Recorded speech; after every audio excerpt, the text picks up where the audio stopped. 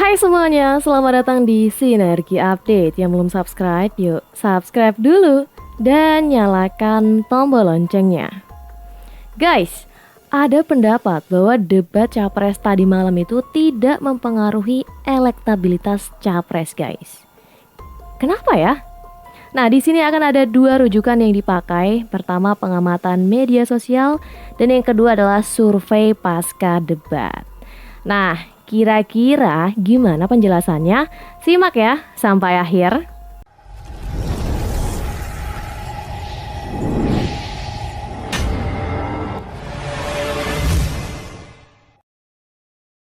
Guys, kalian sendiri udah nonton belum debat capres tadi malam? Awalnya mungkin banyak yang khawatir ya sama Pak Prabowo, mengingat beliau ini kan sudah sepuh ya. Sementara Pak Ganjar dan Pak Anies ini masih muda. Dan juga dalam menyusun kata-kata, Pak Anies dan Pak Ganjar ini ya 11-12 lah ya, bisa dibilang jago dalam menyusun kata-kata. Sementara Pak Prabowo ini kan tentara. Dia biasanya lugas, ngomong apa adanya, empirik, dan tidak banyak basa-basi. Dan mungkin juga nggak punya kata-kata indah ya. Mungkin kalau diibaratkan lomba pidato, bisa jadi Pak Prabowo ini tidak bisa menang. Mungkin juara satunya itu Pak Anies Baswedan, juara duanya Pak Ganjar Pranowo. Begitu teman-teman.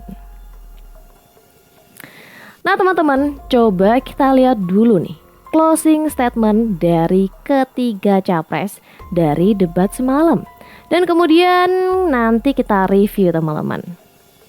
Dan reviewnya bisa kalian koreksi ya di kolom komentar. Barangkali ada yang tidak setuju atau punya penilaian lain. Jadi review dari ketiga kandidat ini bisa kalian koreksi di kolom komentar guys. Oke, sekarang kita coba lihat dulu closing statement dari capres nomor urut 1. Ini dia. Guys, kalau dari closing statement Pak Anies ini masih terasa tendensius gak sih? Sepertinya dia ini tidak menawarkan gagasan dan programnya ya, tapi lagi-lagi menyinggung soal hukum dan kekuasaan. Ya mungkin itu juga jadi fokus Pak Anies Baswedan ya. Sekarang kita lihat closing statement dari capres nomor 2. Ini dia. Yang ini terdengar normatif ya guys. Dan mungkin bagi beberapa orang yang mendengar mungkin akan terdengar sangat klise. Cuma memang ya itu adalah hal yang memang substansial gitu yang dibicarakan dan mendasar tentang Indonesia. Jadi Pak Prabowo mengingatkan tentang keindonesiaan dan tentang tanggung jawab pemimpin di masa yang akan datang. Sekarang kita lihat capres nomor 3. Ini dia. Nah kalau dari Pak Ganjar sepertinya masih berusaha menjual kesederhanaan ya. Dan masih juga terasa tendensius mengenai kasus yang belakangan ini terjadi di Indonesia. Nah, apakah ada gagasan yang ditawarkan tadi guys? Kayaknya nggak ada ya. Oke guys, dari kalian kira-kira ada nggak yang merubah pilihan setelah nonton debat capres tadi malam? Faktanya, ada pendapat kuat bahwa debat capres tadi malam itu tidak mempengaruhi elektabilitas capres. Kenapa? Seperti yang sudah saya bilang di awal tadi guys, di sini akan ada dua rujukan yang dipakai ya. Yang pertama pengamatan media sosial dan yang kedua adalah survei pasca debat. Mengenai pengamatan media sosial, kalau diperhatikan setelah acara debat capres semalam di media sosial itu isinya itu banyak berseliweran potongan-potongan video narasi capres dukungan netizen masing-masing guys. Yang kebanyakan netizen ini berusaha menggiring opini bahwa capres jagoan mereka lah yang kesannya paling unggul di acara debat tadi malam. Dan kandidat lain itu ibaratnya kayak ada di bawah dari jagoan mereka guys. Dari netizen pendukung A maupun netizen pendukung B hampir sama saja. Itu artinya acara debat capres tadi malam tidak mempengaruhi pilihan politik seseorang. Tapi kan ada juga orang-orang yang belum menentukan pilihan politik. Bisa jadi setelah melihat debat capres tersebut, dia akan memilih salah satu capres.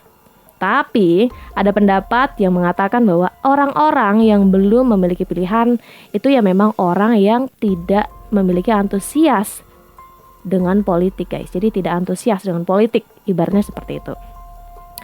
Jadi daripada mereka nonton debat, mereka mungkin akan lebih memilih melakukan aktivitas yang lain.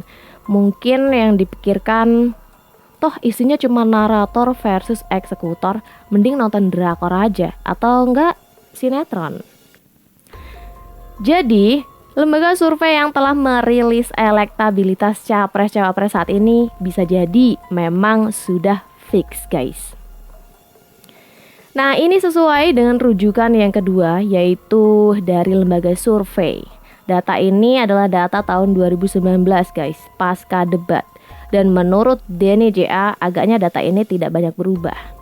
Jadi dalam data LSI Denny JA tahun 2019 ini menunjukkan bahwa ternyata hanya ada 2,9% dari responden yang mengubah pilihannya pasca debat Pilpres. Jadi lebih detailnya itu dari seluruh populasi di Indonesia yang nonton tuh cuma 50,6%. Cuma separuh aja. Dan dari separuh itu yang nonton utuh cuma 14,9% aja. Sisanya nonton sekilas doang ya, mungkin kurang lebih 10 menitan. Dan justru kalau dibandingkan mungkin lebih banyak yang nonton Piala Dunia daripada debat capres, guys. Nah, dari yang menonton debat ini, yang mengatakan mengubah pilihannya hanya 5,8% dari total yang nonton tadi itu, yaitu separuh dari populasi. Jadi separuh dari populasi ini yang mengatakan mengubah pilihan cuma 5,8%, atau bisa dikatakan cuma 2,9% dari total populasi di Indonesia. Dan perubahan itu juga terjadi untuk 3 hal, guys. Jadi dari swing voters atau pemilih yang masih ragu-ragu ini, yang mengaku mengubah pilihan tadi, itu bentuk pilihannya ada 3. Yang pertama dari memilih menjadi tidak memilih. Yang kedua dari tidak memilih menjadi memilih. Yang pertama tadi memilih jadi tidak memilih. Yang kedua tidak memilih jadi memilih. Yang ketiga nih, dari yang memilih A menjadi memilih B. Nah, berarti presentasi perubahan pemilih calon A ke calon B itu juga tidak banyak, guys. Dan yang menarik adalah mereka ini yang nonton debat tersebut, yang lebih diperhatikan mayoritas penonton itu 40% substansi debat, yang 60% itu gaya dan kepercayaan diri, guys. Jadi menurut mereka ini yang dianggap menarik gitu ya, substansinya 40%, gayanya 60%, guys. Cuman guys, walaupun dari data-data di atas menunjukkan bahwa dampak elektoral dari debat ini nggak terlalu besar, tapi debat capres dan cawapres ini tetap penting ya. Karena itu yang membuat kita bisa lebih melihat lagi bagaimana gagasan capres dan cawapres untuk Indonesia ini. Oke guys, sampai di sini aja, dan gimana menurut pendapat kalian? Silahkan nilai dan komen di bawah ya. Jangan lupa like dan subscribe channel Sinergi Update untuk informasi update dan menarik lainnya. Sampai jumpa di lain video. Bye.